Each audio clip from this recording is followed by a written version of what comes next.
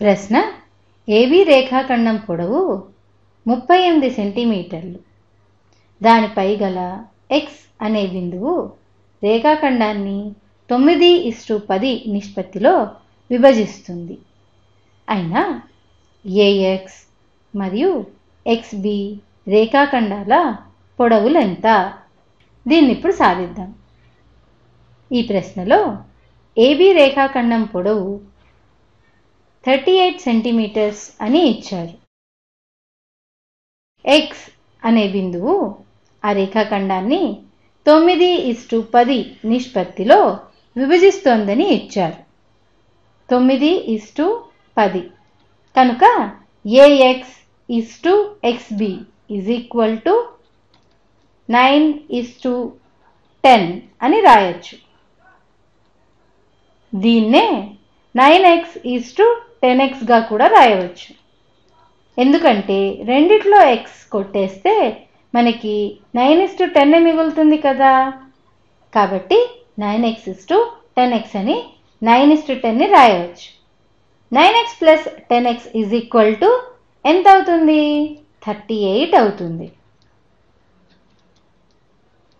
అంటే 9 + 10 19. 19x = 38 అవుతుంది. 19తో ఇరువైపులా భాగిస్తే మనకి 19 రెండు చోట్ల క్యాన్సిల్ అయిపోతుంది. ఇక్కడ 19 2 38. కాబట్టి x = 2 వచ్చింది.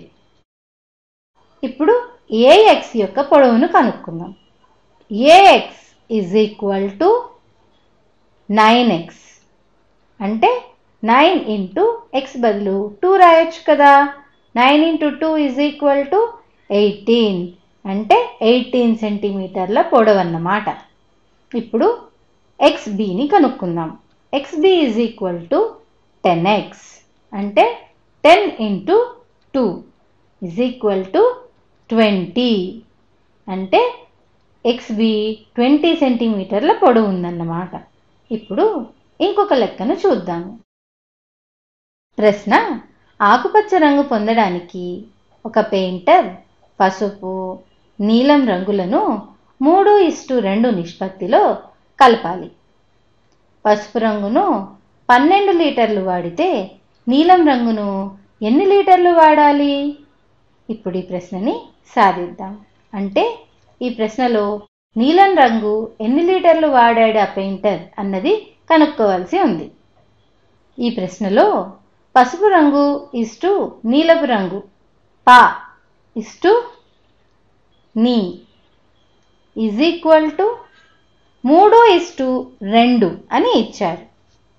3:2 బదులు 3x:2x అని రాద్దాము. xలు రెండు కొట్టేస్తే మనకి 3:2నే వస్తుంది కదా. కాబట్టి 3x:2x అని కూడా రాయొచ్చు. సరే, ఇప్పుడు పసుపు రంగు ఎన్ని లీటర్లు వాడాడు? పసుపు రంగు పెయింటర్ 12 లీటర్స్ వాడాడని ప్రశ్నలో ఇచ్చారు. కాబట్టి పా = 12 లీటర్లు.